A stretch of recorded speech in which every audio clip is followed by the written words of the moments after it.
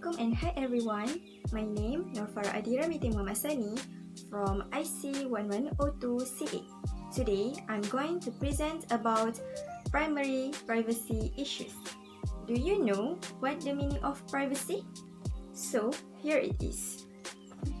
First, privacy is concern the collection and use of data about individual.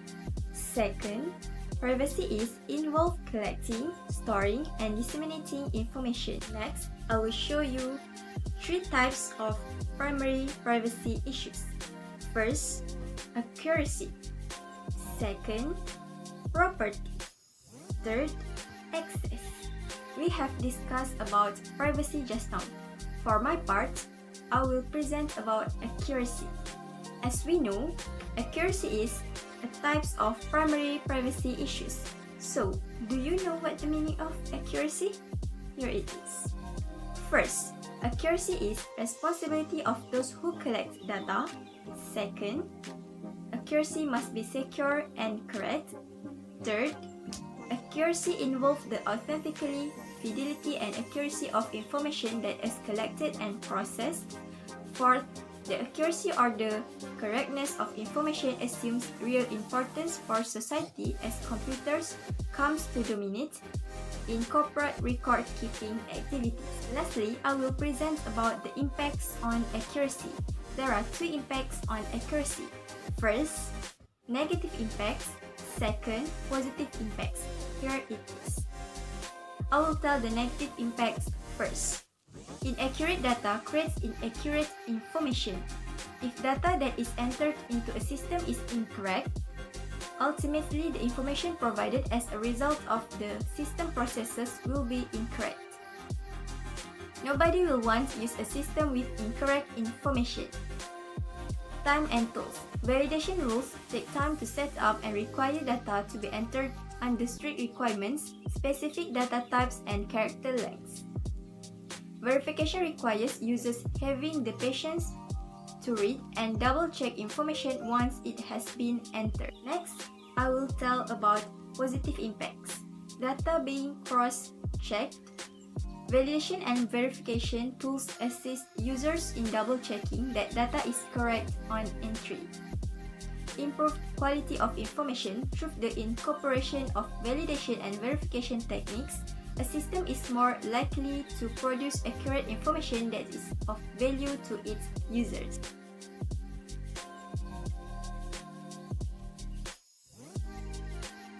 My name is Farah Dahlia binti Mustafa Kamal. I am from IC 1102CB. Next, I would like to present about property. The definition of property is who owns data and who has right to software. From the definition of property, we can know that property is someone who owns data and who has right to software. It is like a thing that belongs to ourselves. Next, I would like to talk about property issues. There are several property issues that I can show. Firstly, who owns data? Second, are there fair price paid to data? Third, who owns the communication channels? Fourth, how are the copyright issues are resolved? Fifth, can company machine be used for private property? Sixth, how to control access to information channels? And lastly, what is the fair price of information that is exchanged? Okay, next, I will talk about property. Property is one of the most complex issues we face as a society. It's the question of intellectual property rights. There are substantial economic and ethical concerns surrounding these rights.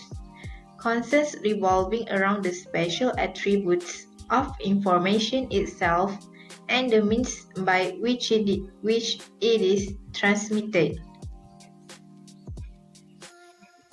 Any individual item of information can be extremely costly to produce in the first instance. Yet, once it is produced, That information has the elusive quality of being easy to reproduce and to share with others.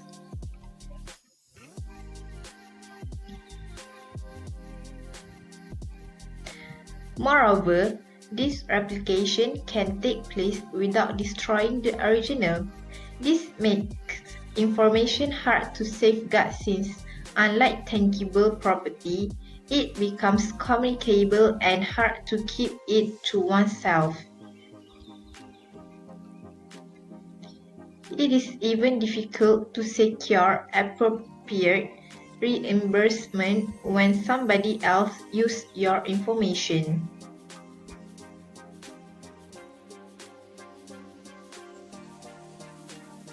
My name is Nur Nazurah Afika binti Jambari, and I'm from IC 1102CA. In the next slide, I will present about access.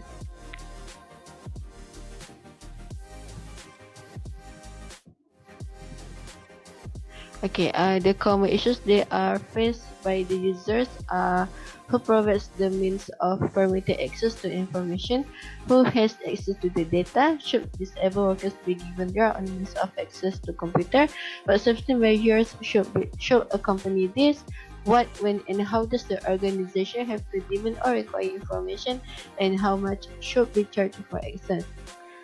First of all, the definition of access is responsibility of those who control data and use of data. Who is responsible for the reliability, authenticity, and accuracy of information? Who is accountable to errors in their information? The accuracy or the correctness of information assumes real importance for society as computers come to dominate in corporate record-keeping activities. When records are inputted incorrectly, the user is the one to blame. For example, when the access is denied, meaning that the user entered the wrong information.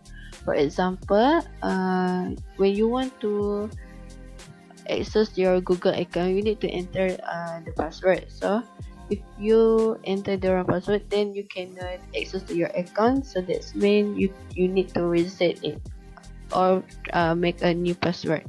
So that's one of example that I can show you. And the last one is about access denied. The meaning of the access denied is the system is unable to retrieve the file the user is requesting. This may mean that the file is already open in another application or the user does not have permission to access the file.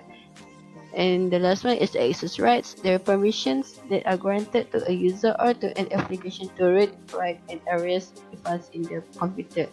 Access rights can be tied to a particular client or server, to folders within the machine, or to specific programs and data files. As you can see below the access right, there is a picture to show what is access rights. So that's all from me. Thank you for listening and watching.